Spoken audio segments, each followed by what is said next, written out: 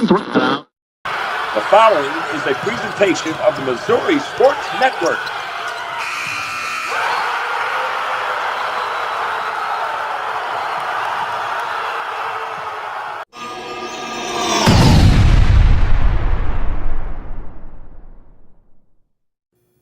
Hey, hello again, everybody, and welcome back to the Missouri Sports Network, MissouriSportsNetwork.com, where everyone has a home field advantage.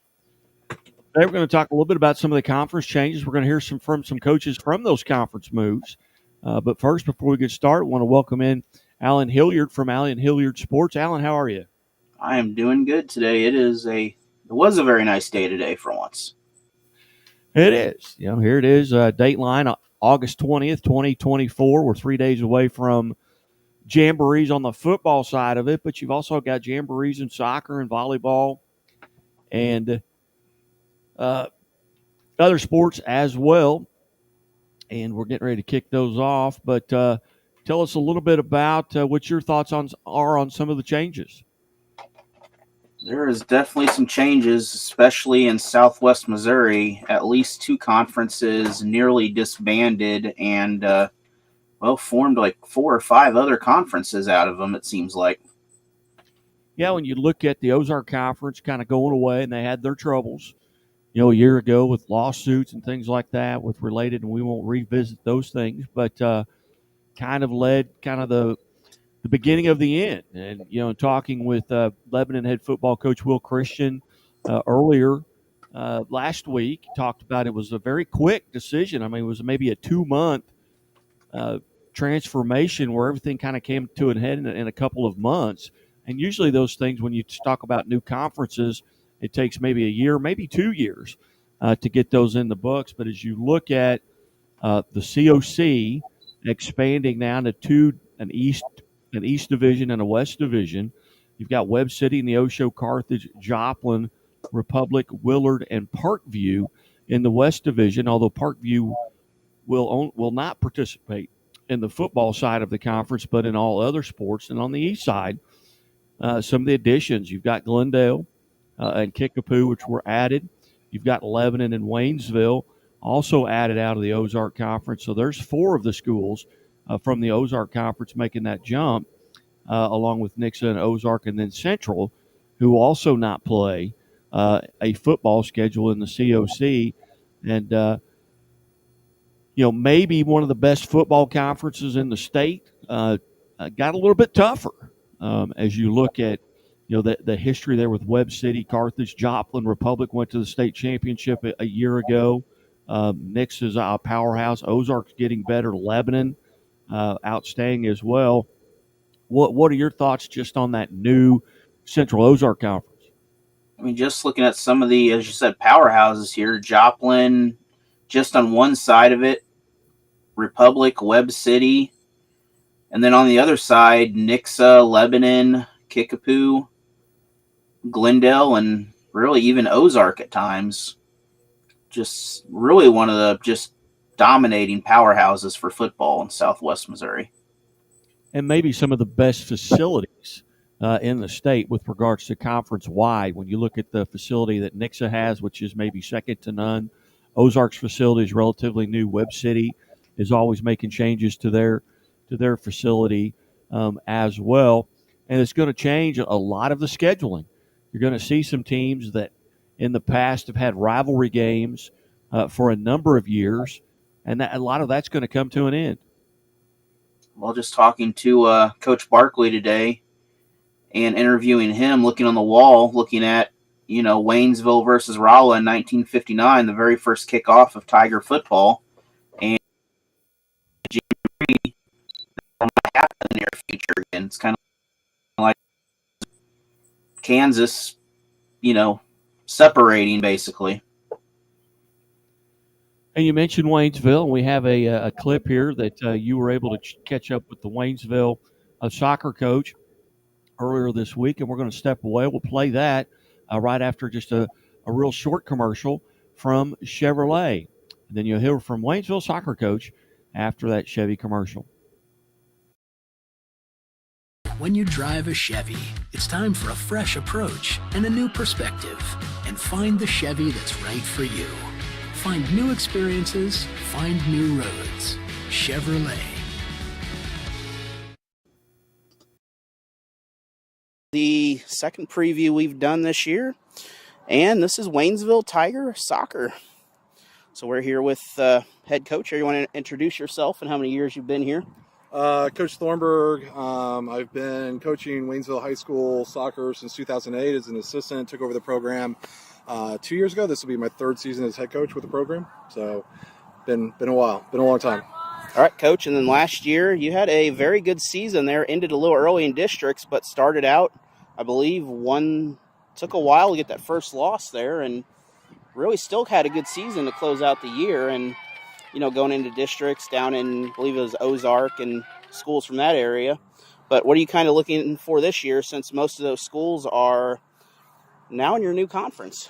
Yeah, so the team last year had a lot of experience. A lot of those guys have been playing 4 years on varsity, and so they were a really athletic group and pretty technical. So we could play at a really high level and compete with some of the best schools in the Southwest Missouri region. Tough draw in our district. We just had a lot of good teams, and any one of those teams could have easily won districts. And so unfortunately we got matched up against Kickapoo. We have yet to beat them as a program, so they're our Achilles heel apparently. So our new conference is really difficult. It's all those same schools plus Nixa, plus Carthage, Joplin, Neosho, Webb City. All those schools have really good, long traditions of winning, strong programs, technical players. I think we'll match up well. We'll be competitive. We'll be a vastly different looking team. I think we'll be really hardworking. We're not quite as big or as technical, but I think our fight as far as the program and how we play should put us in a real good spot to be competitive in all our games. All right, and where do you start out the season? Where's the Jamboree this year? Jamboree is in Washington, Missouri. I don't remember the exact date on that one. It seems to always change, and the last couple of years we haven't done it because of the heat. So hopefully we're able to get our Jamboree in this year. Our schedule, first part of the schedule of the year, our first game right now is scheduled against Poplar Bluff on September 12th, but that looks like there may be an opportunity to add a game before then too. So we're still working on some stuff. So adding a few more games before we kick off. All right, and who are some of the returning players from last year that are going to make an impact, and who may be some of the new players that you're seeing here, maybe JV or some of the move-ins? Yeah, so we got lots of returners. We got a fairly good senior group coming back. Right now, Say Fowler and Tristan Borner, two seniors that are going to be college-bound. Both are strong D1 looking recruits right now. Tristan Borner's in goal, standout in goal, one of the best goalies we've had in program history. Say Fowler, again, one of the best players technically that I've ever seen in our program's history. Both are incredible players that we'll kind of really build around. Fortunately, one being in goal will help us build out of the back defensively. The other one traditionally plays as a midfielder, and so he'll really kind of be the catalyst for organizing the team and helping us in transition, whether it's defensive or offensive transition. So both are really strong players. We've got again, fairly large group of experienced players from last year. I expect lots of things from some of the juniors who were on the team that are moving up. Ace Long looks really good right now. He and Tristan Borner are both going to be kicking for the field goal team with Waynesville football program.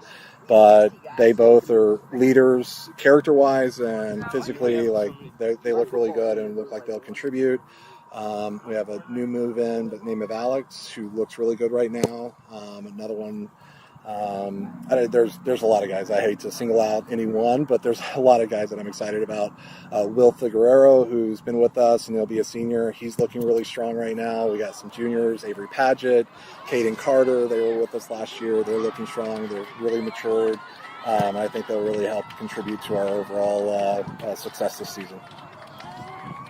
All right, and then looking ahead, I'm assuming you're probably going to be the Class 4 or 5 or whatever the highest class soccer is. And yeah, I don't know if they added a fifth one to that yet. They probably should one of these years, but they're still filling out Class 1. We're Class 4 is our highest class, but yeah, we're toughest schools In the Southwest Missouri Conference, our district is going to probably be identical to what it was last year, which was Nick's Glendale, Kickapoo, Ozark, I think. Ozark won it last year. Glendale won it the year before. So all those schools are always competing. They're always in it for conference titles. So it's going to be a tough competitive season, but we're excited about what we have, and I fully expect us to have a successful year again. All right. I appreciate it, Coach, and we will see you throughout. We do have a planned broadcast, a couple of them hopefully in the end of the year. I believe there's some plans to make that happen. Awesome. So look forward to it. Thank you for your all right. coverage. Thank you. All right, bye. Hey, welcome back to the Missouri Sports Network. Real nice job there, Allen, catching up with Coach Thornburg there at Waynesville, and very tough district. You know, Ozark got all the way to the state, or no, they got to the quarterfinals and lost to the number one ranked team in the country in Rockhurst by 1 goal.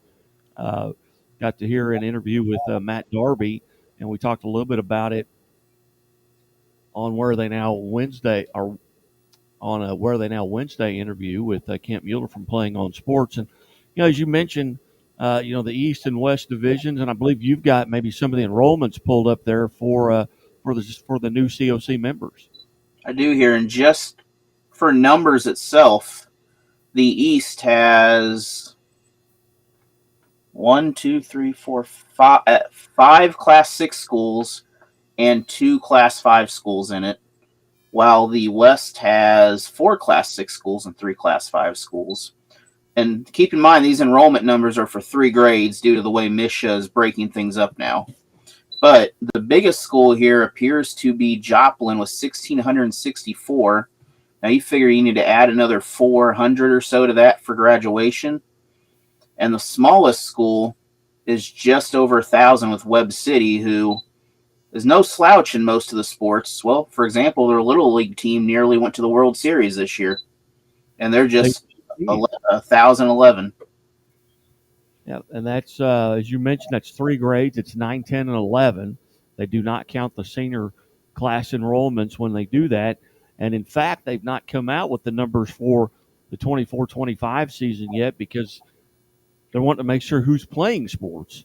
Down into the lower classes, they were going to get into probably that Friday of this Friday, maybe when those classifications come out in all sports.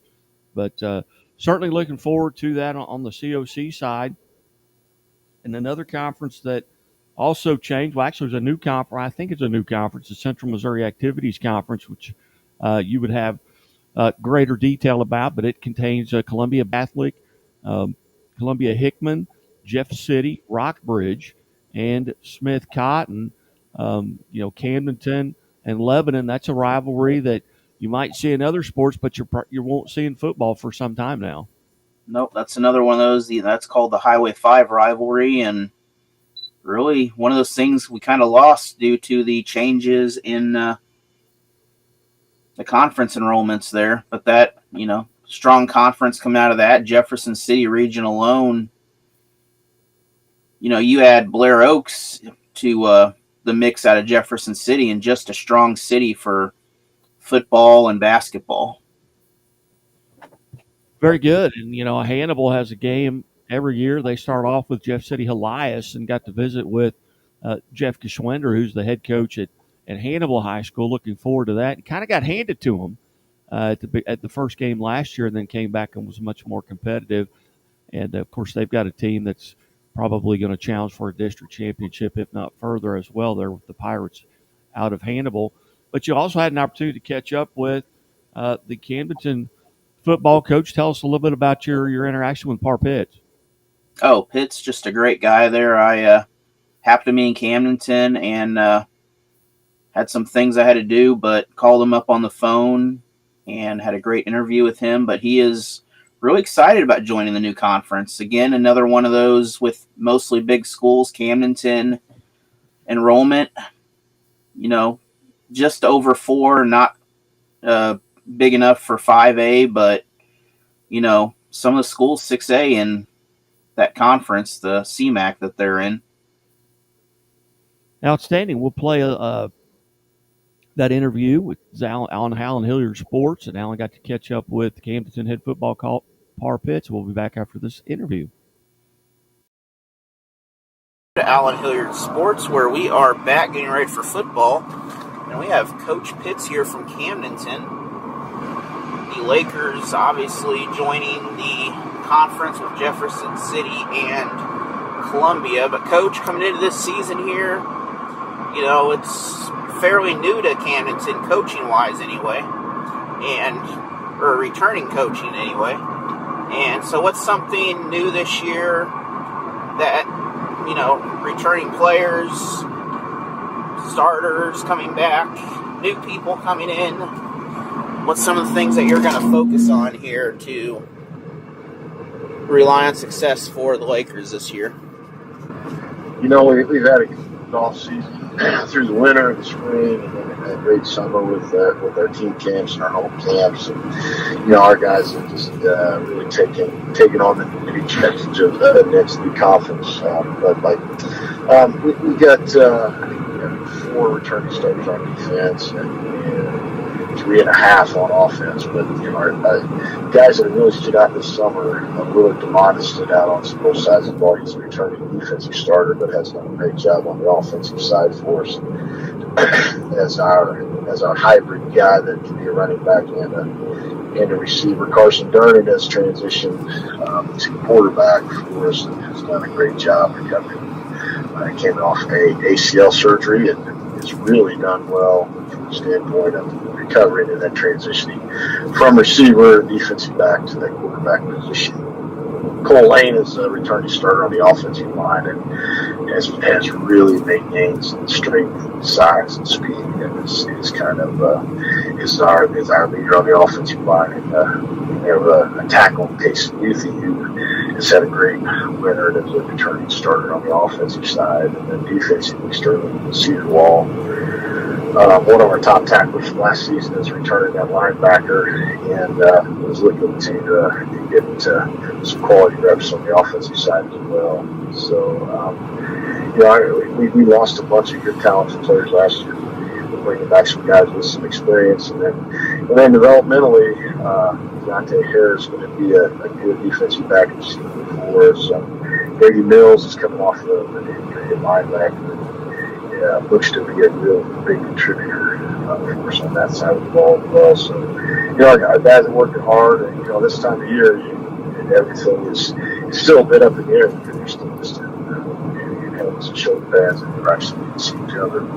So you really get to get the idea, get the jamboree. And Coach, speaking of the jamboree, where is that going to be, and who are your, you know, competitors to help get the season ready? Yeah, we're going to go to California. We probably haven't played California in anything since we were part of the Tri-County Conference back in the early 80s. But we're going to go to California. We're going to be able to play against California and Hickman. You know, 2 quality teams. California had a great season last year, and I think they played in the quarterfinals for the district championship against Odessa. Just so happens Kenny Grubb is their coach, and we started our coaching careers together way back in the early 90s. So it's going to be kind of a reunion for us. And so Hickman has a new coach, and so they're going to be, you know, firing on all cylinders and ready to go. So it'll be a good challenge for us. Now, part of the scheduling question is also, you mentioned the conference there, and you're not joining Tri-County, but you are joining the, I believe, Missouri Athletic Conference with... It's the CMAC. CMAC Central Missouri Athletic Conference, yeah. Yeah, that's going to be a big challenge. To put it in context, the Ozark Conference in football had 6 state championships, and then in the new conference in CMAC, they have 37 football state championships. So we know that it's going to be competitive, and there's really storied programs there, and it's going to be one of those situations where you're going to be challenged, you know, every week, every Friday night. So our guys have understood that challenge as we came through and are ready for it. Yep. Now, those schools include the Columbia schools and also Jefferson City and, of course, Smith Cotton up there. But yes. Now, size-wise, a lot bigger teams in that conference, though, compared to the Ozark Conference, where you had 2 6A schools. Now you're looking at least probably 3 of them this year. Yeah, it's going to be. They're all sort of on that verge of being bigger than us. I don't know where we sit exactly with our enrollment, but it's going to be. We definitely won't be in the upper half of the conference. And then also, you talk about storied programs. Jefferson City Jays, the 80s and 90s, they were the team to beat. And then a new program out of Jeff City, Capital City, not a very old high school compared to many of the schools around here. But, in the last few years, including last year, they've had some success in the playoffs. Yeah, they actually beat us in the district semis last year. Cap City did, and they returned some really, really good players from that team. And big, physical, strong, play really, really hard. So we know they're going to be an outstanding team as well. And we opened up with Jeff City in week 1. We've only played them once, and that was we played them in 21 and beat them on the last second touchdown pass. So we know that it's gonna be tough every Friday. Yep. Now the other big thing about losing some of the rivalries locally here, you're losing some of the Rolla, Waynesville, Lebanon rivalries going on there that for many years, these 4 teams here, we watched each other through the years. And yeah, you get that familiarity playing each other every year. It's almost like you could call plays for the other team because you're just so familiar with what guys are doing, and actually, you see those guys playing from 7th grade on up, and so you get an idea of what each program is about because you're playing them, at every level every year. So we're going to miss that part of it for sure. But Coach, good luck this season as you join the new conference there, and we'll be keeping track of you, trying to keep talk to you every week there, see how things are going. I appreciate it. Yep.